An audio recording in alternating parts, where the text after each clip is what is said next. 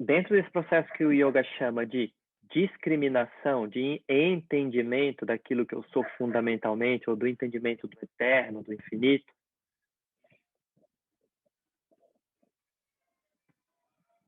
faz parte dessa metodologia que o yoga usa um processo que se chama neti-neti, um processo de negação, né, daquilo que não é o eu, para que eu entenda aquilo que fica, que é o eu. Quando a gente fez aquela aula sobre os corpos do ser humano, lembra que a gente foi falando primeiro, né, daquela definição? Teve a definição do corpo físico, lembra? Olha, esse corpo físico, que é o corpo físico, né, que ele é composto pelos 5 elementos: terra, água, fogo, ar, espaço. E os 3 gunas, lembra?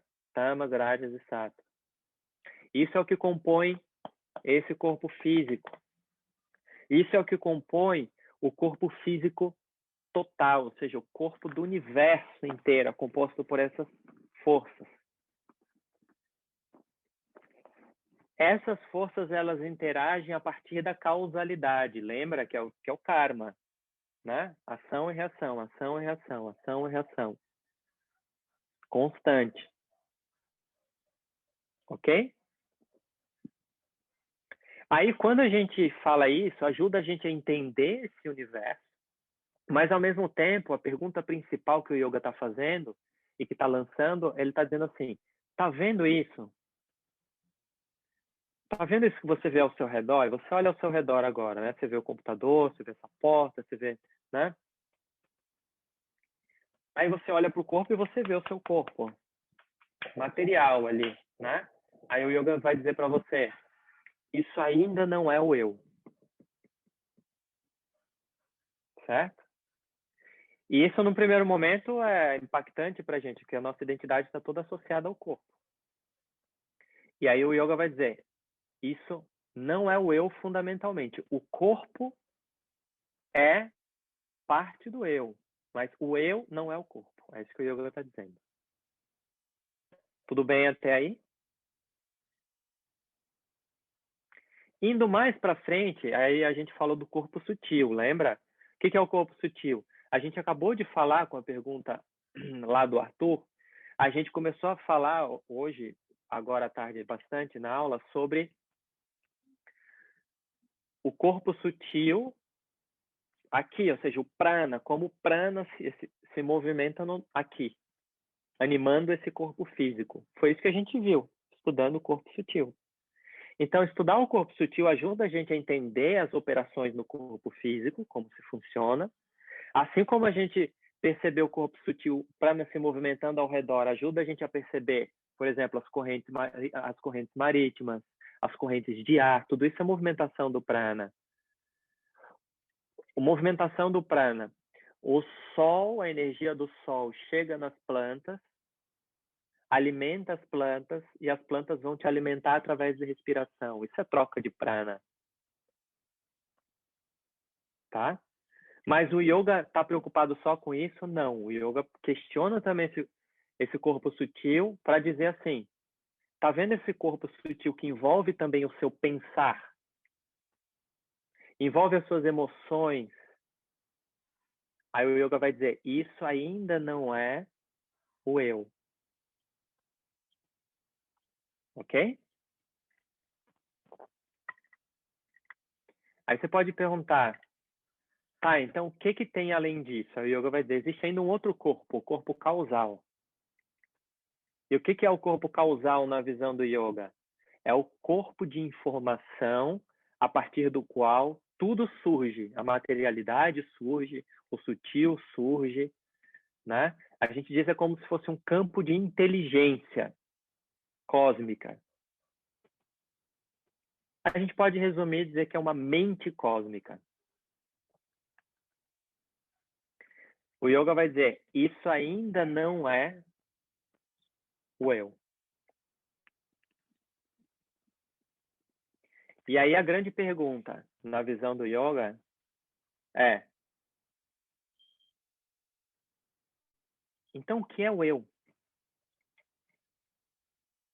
Se o eu não é a materialidade, o eu não é o sutil, o prana, o que é o eu? Existe. Aí a pergunta é assim: eu vou lançar a pergunta, vocês vão responder. Existe algo que esteja além do corpo e além da mente em si, do pensamento em si?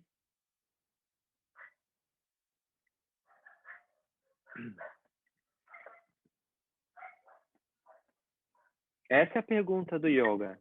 Porque se a gente diz assim, olha, não existe nada para além do corpo, para além da mente e do pensamento, a gente está dizendo assim, então tudo é realmente finito. Não existe nada que seja absoluto e infinito. Porque o pensamento é finito, ele tem um início, meio e fim. O corpo tem início, meio e fim. E por aí vai. É a mesma coisa que a gente dizer. O mundo é, então, uma eterna transformação. A única coisa que a gente pode dizer que é eterno é a transformação. Essa é a defesa de algumas filosofias. O yoga, ele tem um salto a mais a partir disso. O yoga vai dizer assim, sim, existe algo para além do corpo, para além da mente. Não separado, mas que independe do corpo e da mente. Então vamos lá. Qual é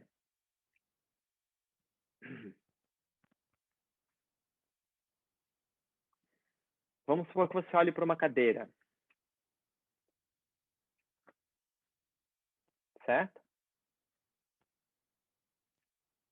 Qual é a pré-condição, tá? Para que você veja aquela cadeira?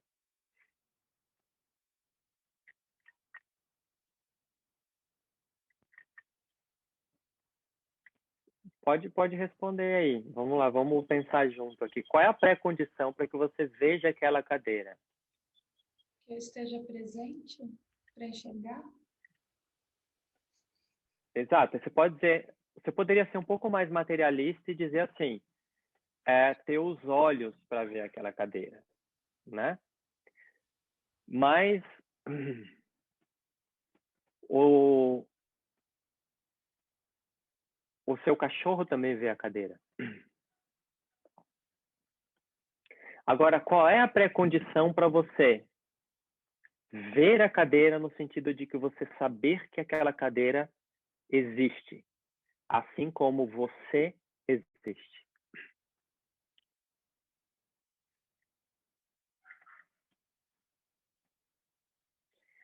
A pré-condição para qualquer cognição, o yoga vai dizer, é uma abertura anterior. Ou a gente pode dizer, uma presença que brilha ali. Ou a gente pode dizer simplesmente uma abertura prévia, uma abertura anterior. Então, o yoga vai dizer, você, aquilo que a gente, né, bate no peito e diz, eu, o yoga vai dizer, você é essa abertura fundamental. Por que o yoga está dizendo você é essa abertura fundamental? Porque o yoga está questionando aquilo que é, aquilo que existe sempre, aquilo que é eterno. Então, diante da sua cognição, agora, que, por exemplo, eu estou aqui, aí um passarinho passou. O passarinho passou e foi embora. Daí a pouco pode passar sei lá, mais tarde vai passar uma coruja voando. E daqui a pouco mais tarde não vai ter mais luz do sol. Agora, o que é comum a todas essas experiências de estar aqui e passar um passarinho, ou passar uma coruja, ou ter luz e não ter mais a luz do sol. Qual é o pré-requisito para isso? É o estar aqui. É o estar, é o ser.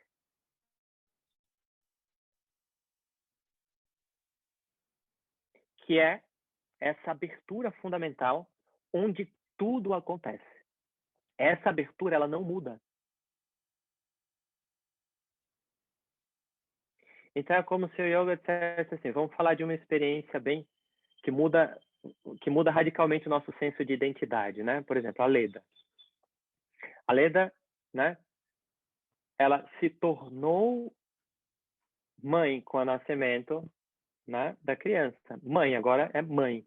É mais uma identidade que se gruda. Certo? Uma identidade que se gruda ao eu. Essa identidade que se gruda ao eu está relacionado a um papel social novo, um papel no mundo novo que nasce, que é uma criança que nasce, que é um papel novo, que é esse papel, né, de amamentar, de cuidar e tal, tal. Agora o yoga vai dizer, olha, o fundamento de quem a Leda é, que é essa pura abertura para o mundo, através da qual o papel de mãe nasce. Esse papel de mãe ele vai se transformando, porque daqui a pouco essa criança vai crescendo e o papel vai se transformando também em relação a essa criança. Tudo isso se transforma. O que não muda? Essa abertura fundamental que essa pessoa é diante desse mundo no qual tudo se transforma. Os papéis se transformam, a criança se transforma, o pássaro que está voando aqui se transforma, o meu corpo se transforma. Agora, qual é a experiência fundamental? É o ser, é o estar nesse mundo, é o ser. É o estar como uma abertura ou como uma pura presença para esse mundo, ou nesse mundo, ou onde esse mundo acontece. O yoga vai dizer que isso sim, esse ser, ou essa pura presença, ou Atma, ou Brahma, o nome que o yoga dá, isso é o eu. Porque isso é o que é eterno em todas as experiências que a gente vive. E isso não existe diferenciação ou diferença entre essa abertura que eu sou e essa abertura que você é. Essa abertura é a mesma em mim, ou essa presença é a mesma em mim e é a mesma em você. Ah, Thales, mas o que me diferencia de você? O yoga vai dizer simplesmente Namarupa, o nome e a forma, né? Corpo-mente, é o que nos diferencia. Você é o universo inteiro, é essa abertura e o universo inteiro dentro de um papel específico, ou num papel específico. Quando dizer num papel específico, é dizer num nome e forma específico. Você é a manifestação desse universo num nome e forma. E o yoga vai dizer, o nome e forma é passageiro. A presença ou a abertura que permite todas as experiências desse nome e forma é a realidade última. Que essa presença é o fundamento não só de quem você é, mas é o fundamento do universo inteiro. É muito contundente o que o yoga está querendo falar para a gente nesse sentido. Mas é exatamente isso que o yoga quer que a gente entenda, porque aí o yoga vai dizer, entendendo isso, eu posso estar no mundo a partir de um outro lugar. E qual é o outro lugar? É o lugar de saber que eu sou essa existência, eu sou esse todo, eu sou essa abertura,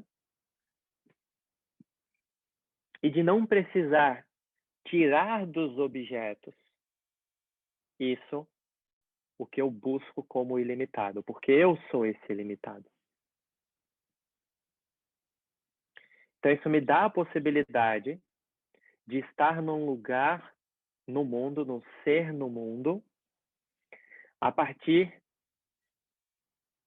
de uma maior abertura, de uma maior reverência e de um maior desapego. E o desapego aqui não é contrário à reverência, porque é o próprio desapego que me permite a reverência e que me permite a apreciação da vida. Quanto mais apego se tem aos objetos, menos a gente consegue apreciá-los. Certo? Então é isso que o yoga está querendo revelar como o mais importante, a mais importante descoberta da nossa vida. Porque se eu passo uma vida inteira e não me questiono sobre isso, eu perco isso.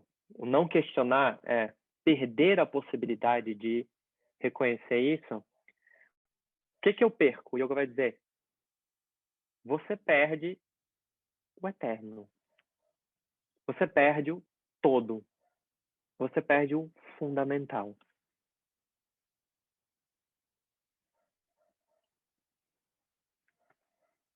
Certo? Thales, posso fazer uma pergunta? Uhum. Tem um trecho aqui na nossa apostila da Katha Upanishad que fala assim: o ser não pode ser conhecido através do estudo das escrituras, nem usando o intelecto, nem ouvindo-se discursos eruditos. O ser pode ser percebido por aqueles que ele mesmo escolhe. Verdadeiramente é apenas a eles que o ser se revela.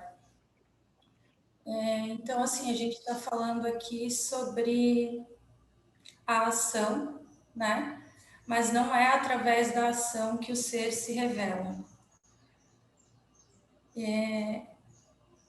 Assim, eu queria que tu explicasse um pouco essa frase sobre o ser mesmo escolhe verdadeiramente apenas aquele que ele está buscando. Isso para mim é um pouco mais profundo, assim. Eu já entendi muitas coisas sobre isso. E aí tu falou agora sobre a questão do questionamento, né? A gente chega nisso aqui através do questionamento. O que eu entendo aqui? A gente não chega através de discursos, de leituras e tudo mais, a gente chega através da autorreflexão, né? Mas olhando para a lei do karma, eu diria assim, dos ciclos de mortes e nascimentos, né? O que faz? A gente está nessa vida agora e entender isso nessa vida agora, por exemplo, ou passar essa vida e entender na próxima, porque ali também fala, né? Aquele que entende o conhecimento do ser está livre do ciclo de mortes e nascimentos. Então, eu queria que tu explicasse um pouco isso, para ver se é o que eu realmente entendi, né? Eu acho que essa frase aqui que fala sobre a escolha, o ser escolhe aqueles, eu acho que é o que eu mais gostaria que tu falasse, assim. Tá. Primeiro, então, eu vou falar daquilo que ele diz de que não é através do intelecto, não é através das escrituras e tal. Vamos lá. Quando o yoga diz isso, quando a Katha Upanishad diz isso, ela está dizendo assim,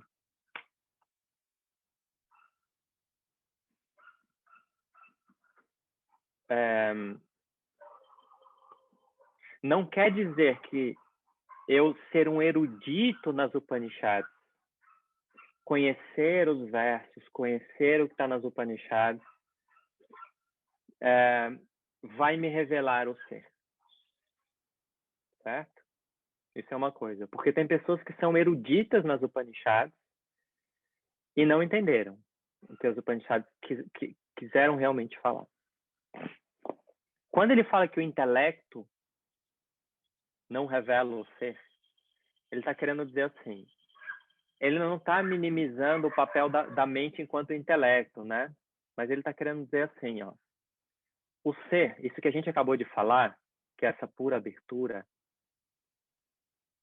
é a única coisa que a gente não vou dizer que é a única coisa, né? Porque tem outras coisas, mas é uma coisa, porque não é um objeto em si, que a nossa mente não consegue compreender através de conceitos. A nossa mente não vai conseguir conceitualizar e fechar, porque se a minha mente conceitualiza e fecha, já não é mais aquilo.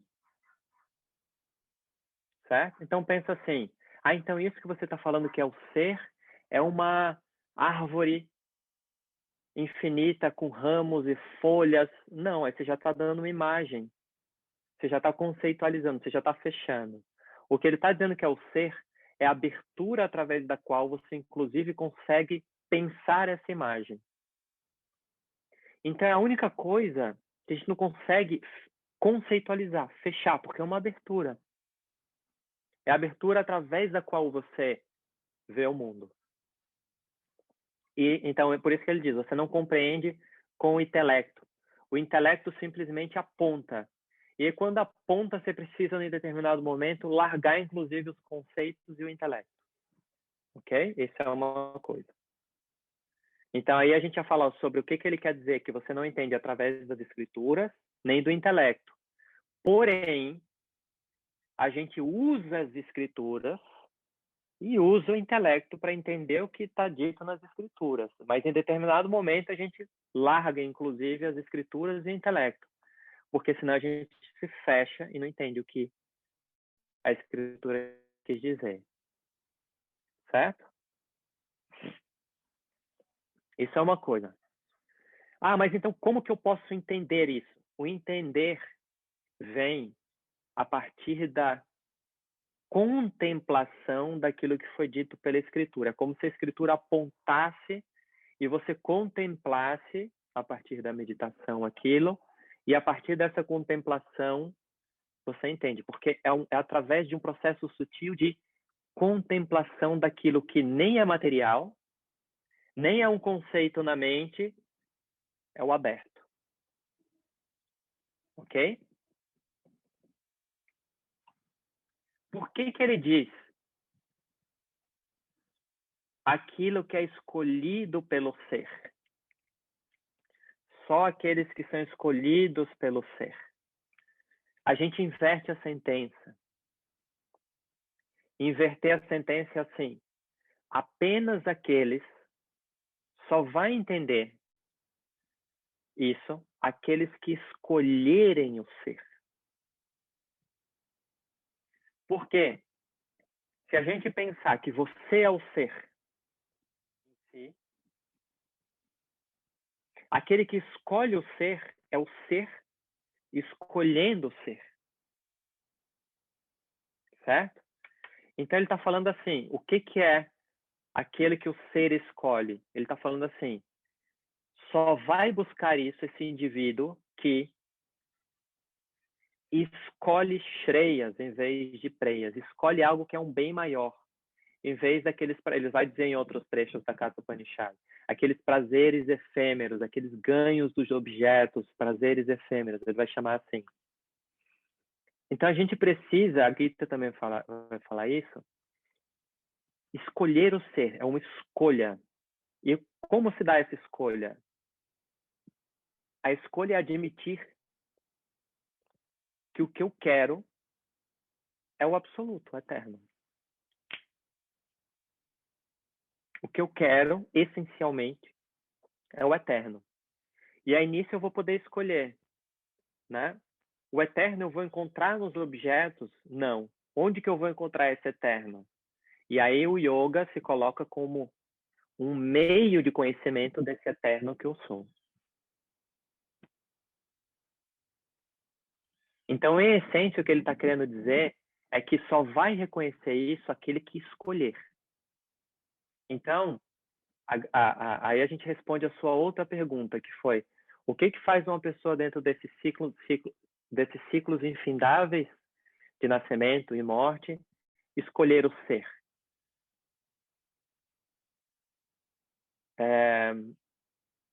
De alguma maneira, é o esgotamento.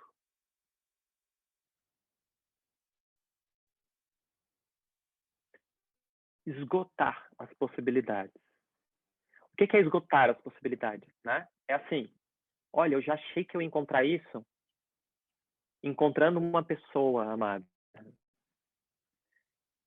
Eu já achei que eu ia encontrar isso quando acontecesse determinada coisa. Eu achei que eu precisava conquistar isso, isso e isso para encontrar isso. Não foi. Esse é o questionamento fundamental que o yoga fala. Então, de certa forma, é um tipo de esgotamento, né? Não esgotamento de falta de energia, mas esgotamento das possibilidades. Você olha, peraí, não é por aí. E aí esse é o questionamento que o yoga coloca. O questionamento vem daí. Certo? Vem de uma desconfiança de que essa realidade ao meu redor, a realidade dos objetos em si, não podem me dar aquilo que eu estou esperando que elas me deem.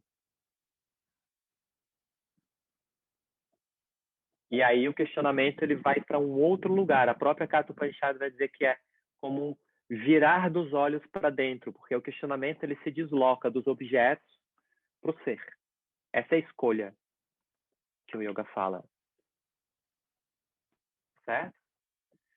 Porque uma vez entendido, então, que é isso, que eu sou esse ser, essa abertura fundamental, aí eu posso estar em tudo, em relação com tudo, sem perder isso de vista. É um outro lugar de estar no mundo. Certo? É muito interessante. Na filosofia, isso é falado na linguagem do niilismo, né? Nietzsche falou sobre o niilismo. E o niilismo é um tipo de esgotamento mesmo, esgotamento das possibilidades. É muito interessante a gente pegar na história da filosofia os filósofos que falaram do niilismo. Alguns falaram que o niilismo era o esgotamento da vontade. Tá? Então, esgotamento da vontade, um nada de vontade, né? Uma vontade esgotada, né? Então, a gente vê isso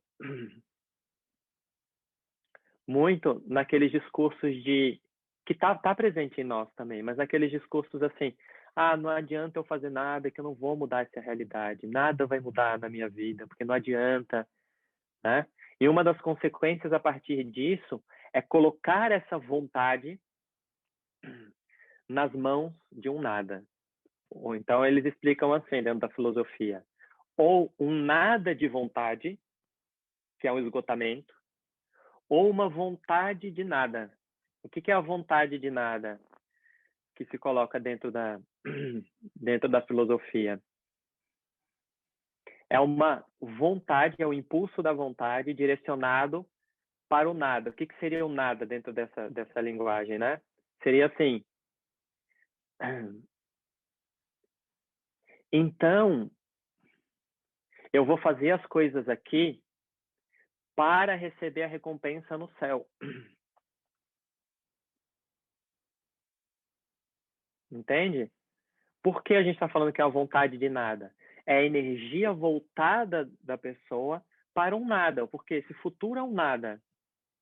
Esse céu no futuro é um nada. O que é a vontade de nada também? É assim, eu tenho o direito de ser feliz, mas esse direito de eu ser feliz, ou o direito de eu transformar o mundo, ou o direito de eu tomar a regência da minha vida, ou de eu fazer as ações, ou de transformar, ou de fazer o que eu gosto, ou de fazer determinada coisa, isso aí é para amanhã, é para o futuro.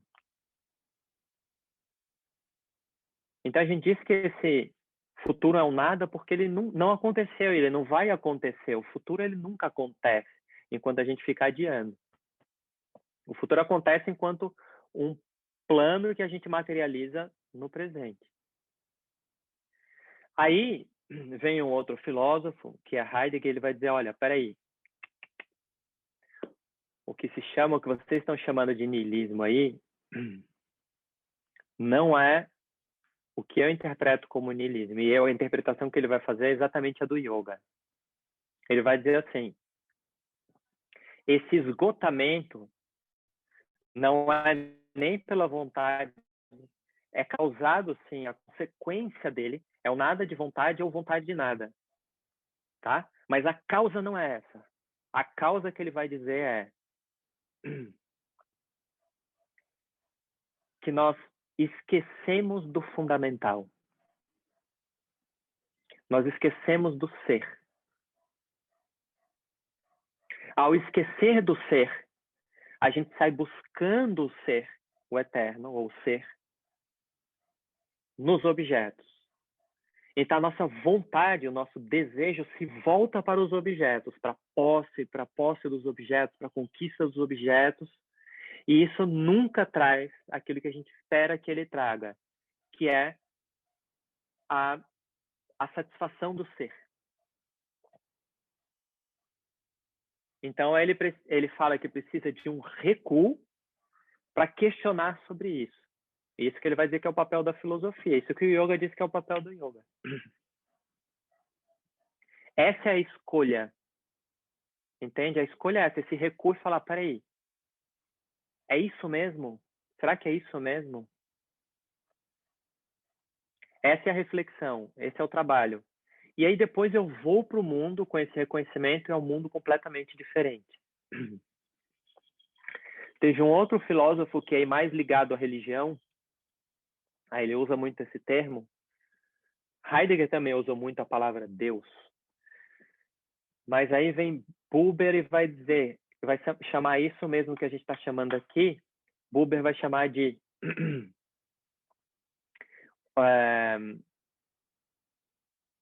a eclipse de Deus. O eclipse de Deus.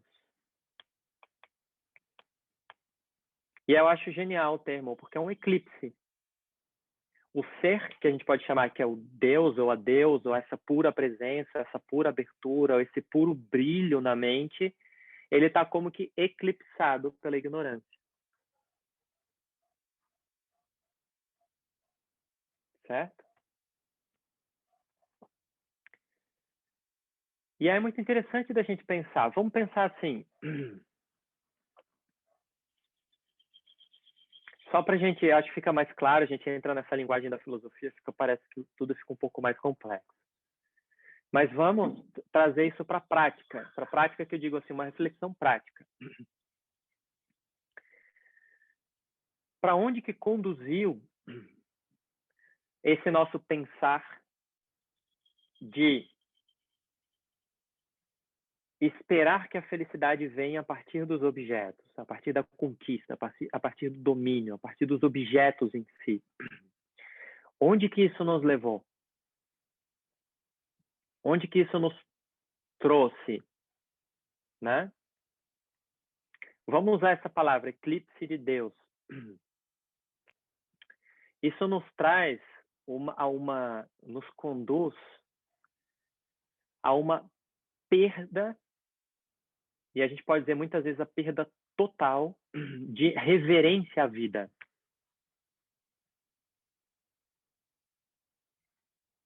Então, por exemplo, um objeto, vamos colocar assim, uma vida em forma de objeto porque ela pode ser objetificada por você, no sentido de você observa isso, uma árvore, né? Uma pessoa, um animal. A partir do momento que a gente usa essa lógica, ou esse raciocínio, de posse, ou de querer dominar, ou de querer para mim, ou de querer me preencher a partir disso, a gente tende a estabelecer uma relação com esse objeto de sujeito, eu, e objeto separado de mim, a partir do qual eu vou dominar ou vou trazer para mim para me preencher. Naquele momento que eu olho a partir desse lugar, esse objeto E isso, se a gente for pegando na história do pensamento ocidental, é isso que acontece. A gente destitui esse objeto de uma força vital, de uma força de existência em si. Então,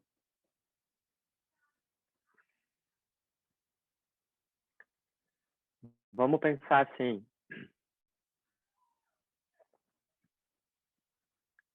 Uma árvore deixa de ser uma entidade viva e é um objeto. Ela se torna praticamente uma paisagem diante da gente. Quando não uma paisagem, algo que eu possa me apropriar. Então, tem pessoas que olham para uma árvore e só vê madeira para dinheiro, né? Fazer dinheiro. E isso vai, ou foi, ou vai tomando a nossa vida por todos os lados. Então, a perda de reverência pela natureza, a perda de reverência pela existência do outro, a perda de enxergar a Terra como organismo vivo, como entidade viva, a perda de reverência pelo momento presente, né? No milagre da existência, de você estar aqui, existindo, coexistindo. Isso tudo vai caindo diante dessa forma de pensar.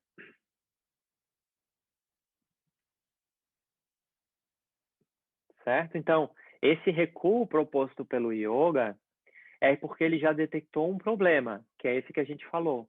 Esse recuo é para... A bem da verdade, quando o yoga fala desse recuo, é simplesmente para a gente voltar a enxergar. Que a gente deixa de enxergar as coisas. Porque a partir do ser, a partir do estar em si, aí eu me dou a oportunidade de enxergar o outro. Porque eu destituo a necessidade de possuir o outro. E aí eu posso enxergá-lo. Então, entende o que a gente está falando aqui? Só que numa outra linguagem. Agora, viver a partir do ser é viver a partir do milagre da existência, que se dá a todo momento, de novo e de novo.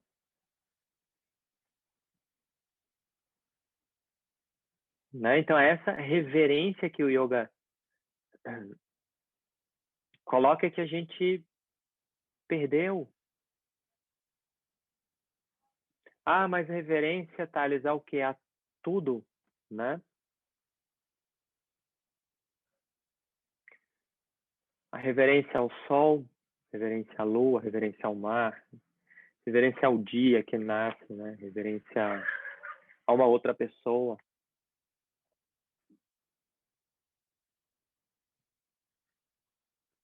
A reverência ao céu. Então, falando em outra linguagem, o yoga é um resgate disso. É um resgate do ser para que você possa estar no mundo, um resgate do ser no sentido de essa lembrança do ser, para que você possa estar no mundo a partir de um outro lugar, a partir desse lugar. De qual lugar? A gente pode falar de duas palavras para falar sobre essa reverência à vida, né? O que, de alguma maneira, esse pensamento apropriativo faz, especialmente a partir da ciência, da linguagem científica, né? Dentro das limitações da ciência. A ciência tem todos os seus ganhos.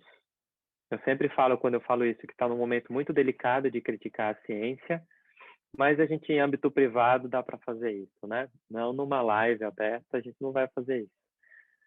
Mas por que a gente fala da ciência? Porque A ciência é uma dos reflexos desse pensamento apropriativo. E uma das consequências disso é que alguns autores falaram o desencantamento do mundo. O desencanto. O que quer dizer que é o desencanto? Parece que a impressão que me dá é quando eu entendo que o Sol é uma estrela de hélio, bum, que explodiu e que está emitindo essa energia e tal, parece que ele perde o encanto. Ou quando eu entendo que isso aqui é o oceano, aqui é o mar, e, né? E eu vou entendendo como isso funciona, muitas vezes parece que isso perde o encanto, perde o mistério, me dá uma ideia de que de que a gente pode dominar o que está ao nosso redor. Quando o yoga vai dizer que não importa o que eu entenda a partir do conhecimento científico, o mundo para mim vai ser, isso inevitavelmente, vai ser sempre um mistério.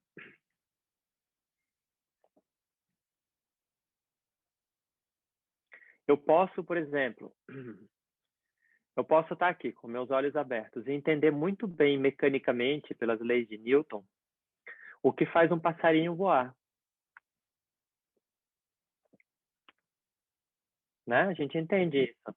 Pode calcular a velocidade, distância percorrida e tal.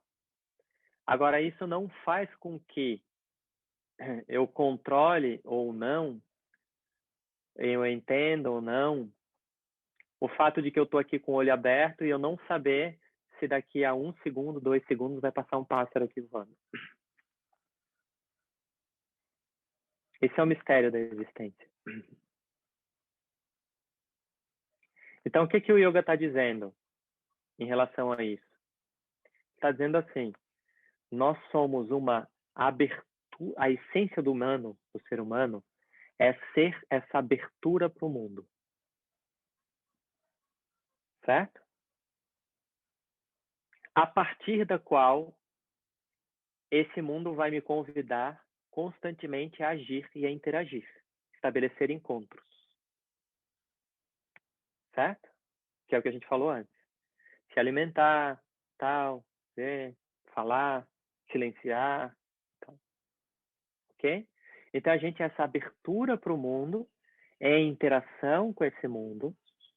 Então esse é o fundamento essencial que o yoga diz, abertura. E o segundo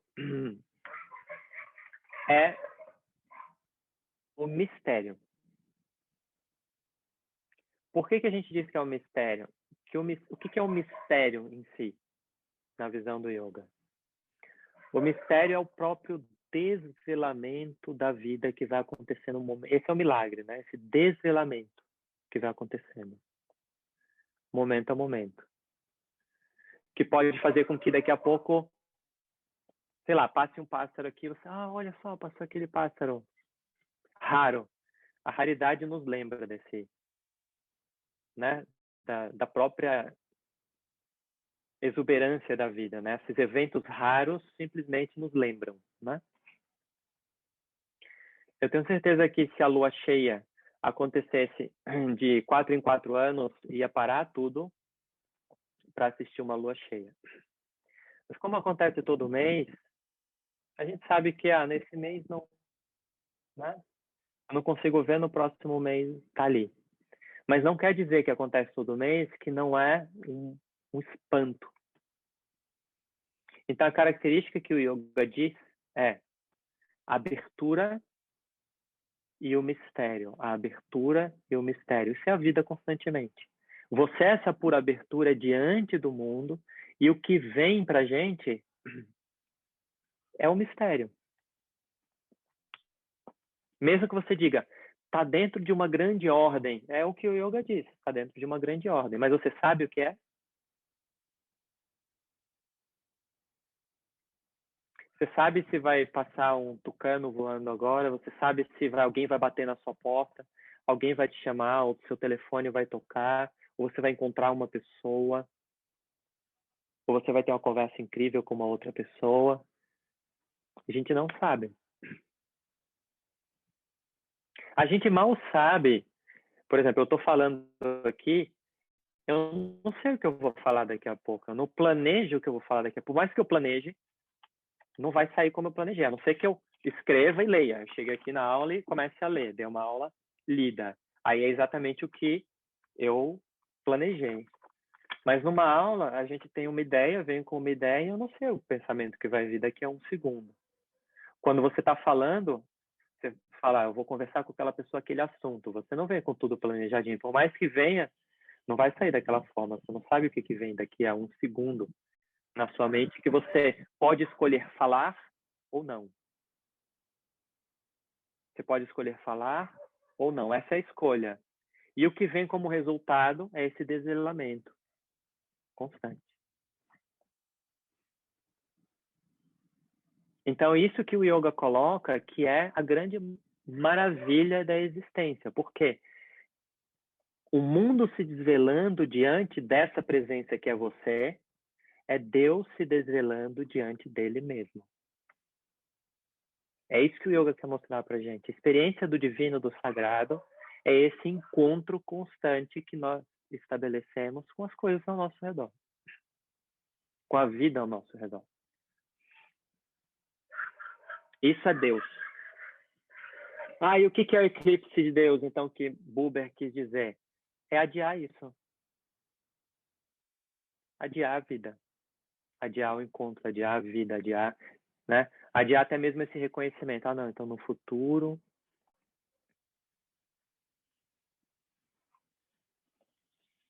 Certo?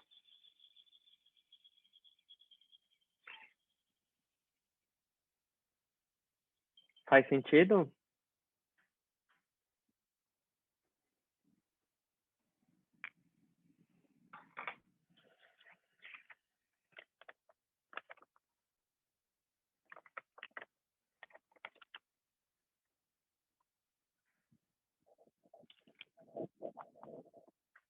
Então é isso que a gente queria falar em relação à ação e não ação.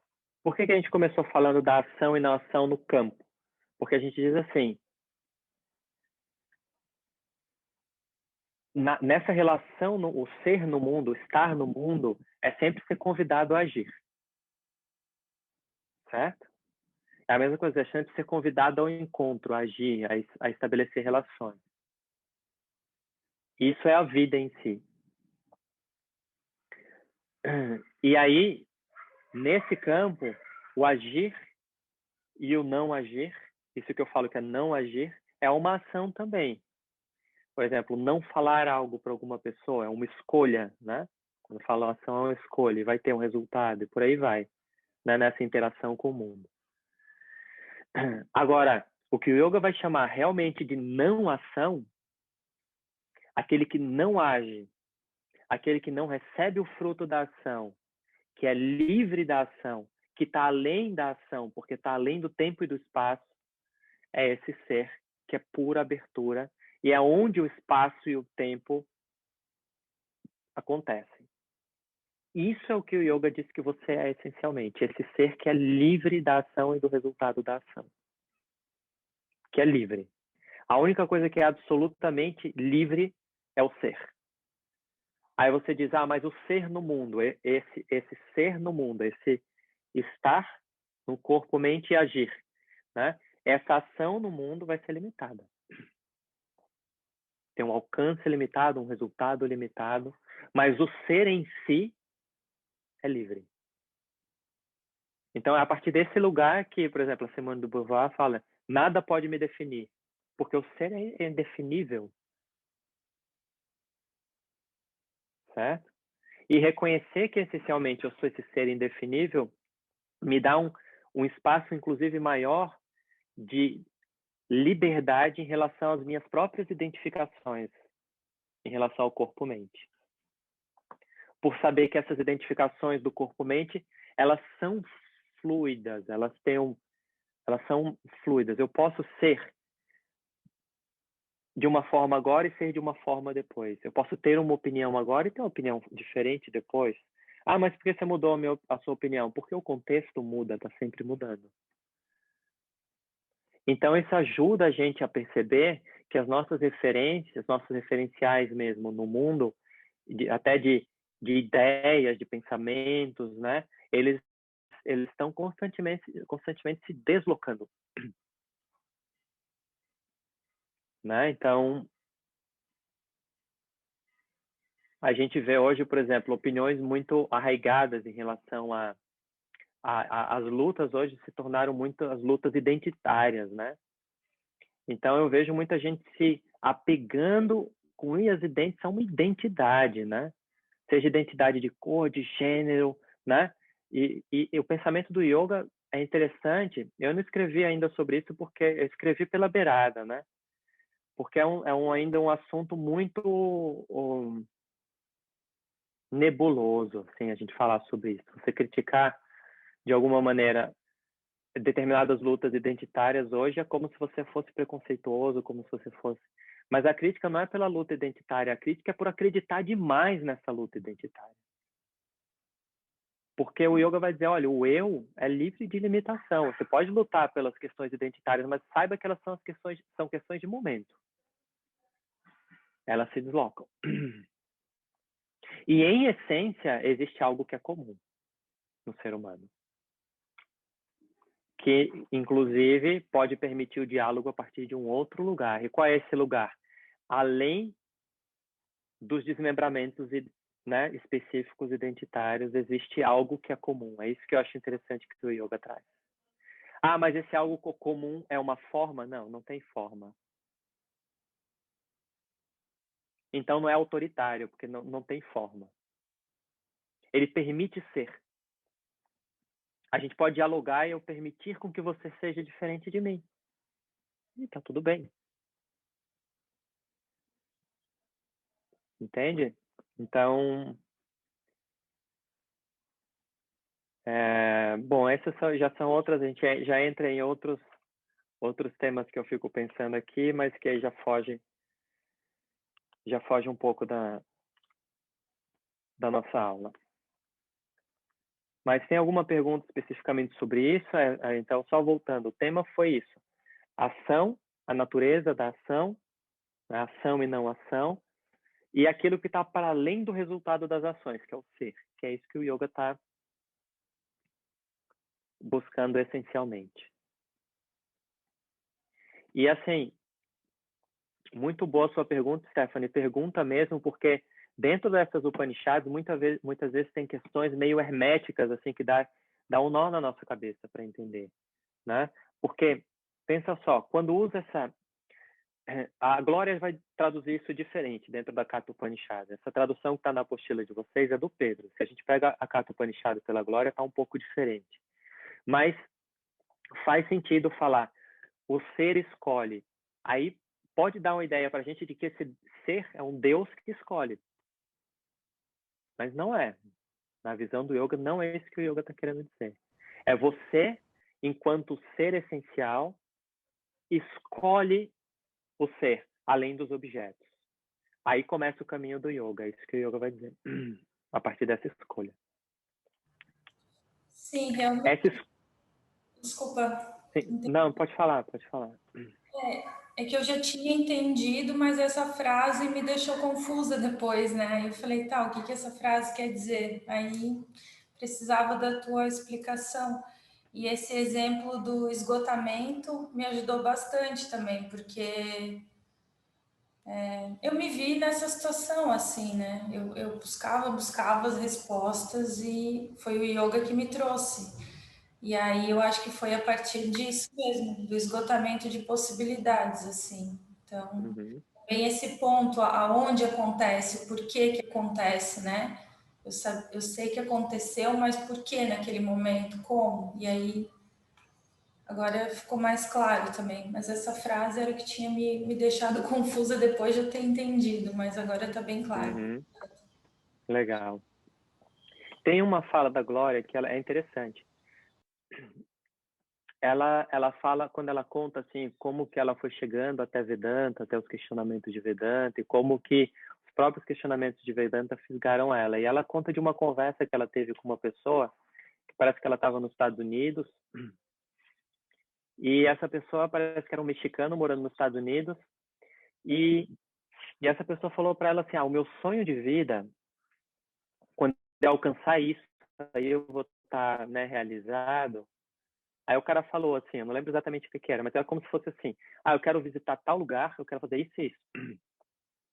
Essas coisas que o cara contou, ela olhou e ela falou, eu já fiz isso, eu já fiz isso, eu já fiz isso. E eu não me sinto realizada. Tudo que o cara colocou como realização do ser dele, ela já tinha feito. E ela se sentia da mesma forma, né? Buscando alguma coisa. Isso é interessante, porque tem uma frase no yoga que também a gente, às vezes, interpreta de uma forma, assim, meio equivocada, que é assim. O yoga diz assim, você é capaz de realizar, é possível de realizar qualquer coisa dentro das leis do universo. Então pensa assim, dentro das leis do universo, se eu me dedicar, se eu colocar esforço, o yoga diz assim, isso está presente lá no Mahabharata mesmo, assim, as próprias histórias contam pra gente. Se eu colocar o tapas ali, a disciplina, eu posso realizar qualquer coisa que é realizável. Então coloca ali assim, eu quero ser famoso. Você pode ser famoso. Eu quero ter muito dinheiro. Você pode ter muito dinheiro. Ou você vai ter muito dinheiro, nessa ou em outras vidas. Aí a gente pensa meio assim, mas o yoga também é um movimento de direita que acredita na meritocracia, né? Que se você se dedicar, você vai conseguir. Quando o yoga diz isso, ele está dizendo metaforicamente e praticamente. Então ele diz assim, sim, o yoga diz que, o que é a parte prática? O yoga diz que a disciplina voltada para alguma coisa, se você se colocar dentro dessa disciplina, nessa, pode ser que não seja nessa, mas em outras vidas, você vai conquistar aquilo. Aí você pode dizer, mas eu não acredito em outras vidas. Aí a gente vai para a parte que o yoga diz metaforicamente, que é exatamente o exemplo que eu falei da glória. Que é assim, tudo que é realizável pelo humano, pensa o que é realizável pelo humano. Tem gente famosa no mundo, não tem? Tem muita gente famosa aí, que tem, né? Conhecida, não pode nem sair na rua, de tão famoso que é. Tem gente milionária, né? Pode ser vários desses desejos que se tenha. Tem gente que mora na beira do mar, tem gente que mora na montanha, tem gente que... Aí, se você for investigando, você vai ver que essa pessoa que é a pessoa famosa e realizou isso de ser famoso, não necessariamente ela está realizada. Esse que tem muito dinheiro, não necessariamente está realizado. E foi isso que a Glória viu. Uma pessoa que não estava realizada, almejando determinadas coisas, ela era aquela pessoa que tinha conquistado aquilo que a pessoa queria realizar e ela não estava se sentindo realizada. Então, o que o yoga está querendo dizer? Você pode não necessariamente conquistar nessa vida, mas você pode questionar tudo que já foi realizado pelo humano ou por outras pessoas e perceber que muitas dessas pessoas continuam infelizes. Esse é o questionamento de Buda, quando ele faz o questionamento sobre o sofrimento. Esse questionamento também nos leva a reconhecer que não é necessariamente essas conquistas que me fazem feliz. Agora, sim, a gente pode questionar isso, a gente está questionando sobre isso. Agora pode ser que fique uma sombrinha de dúvida no fundo da sua mente. Aquela sombrinha diz assim, tem pessoas famosas, que são infelizes, mas não sou eu. Se eu fosse famoso, aí seria diferente, aí eu seria feliz. Pode ficar essa sombrinha. O yoga diz, se ficar essa sombrinha de dúvida, vá atrás, corra atrás. Esgote essa possibilidade. É isso que o yoga diz. Porque esgotando essa possibilidade, você vai ter certeza de que não é ali. Ou tem uma outra meditação que o yoga faz. Lembra lá no Yoga Sutra que é dito? Meditando sobre o prazer de a aquisição de um objeto. Lembra que tem no Yoga Sutra esse sutra lá? Aí a gente acha estranho. Como assim? Eu vou meditar sobre a realização de um desejo? O que é meditar sobre a realização de um desejo? É perceber assim. Quantas vezes você realizou um desejo achando que aquele desejo ia te preencher ou te fazer feliz e não te preencheu? Quantas vezes você realizou um desejo achando que aquele desejo ia te preencher e no fundo você se meteu numa roubada? Não só não te preencheu, mas se meteu numa roubada. Já aconteceu isso? Isso é uma reflexão sobre a natureza do desejo. Para a gente reconhecer que a realização dos desejos, das conquistas dos objetos, não trazem necessariamente o resultado que eu espero, se o resultado que eu espero é esse absoluto. Eles trazem resultados relativos. Quais são os resultados relativos? O resultado relativo pode ser ter uma casa mais confortável ou não confortável, ter uma relativa segurança em relação a determinada coisa, ou a ter dinheiro ou não ter. Por que eu digo relativo? Porque, às vezes, aquela pessoa que tem muito dinheiro é aquele que tem mais medo de perder do que aquela pessoa que não tem dinheiro nenhum. A segurança, ela é relativa.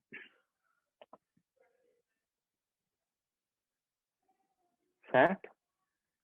Então, são esses os questionamentos sobre o ganho do relativo e do absoluto que o yoga está falando.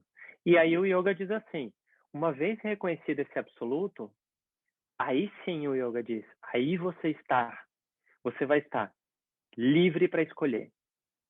Livre por quê? Porque você está livre dessa pressão de ser alguma coisa diferente do que você é.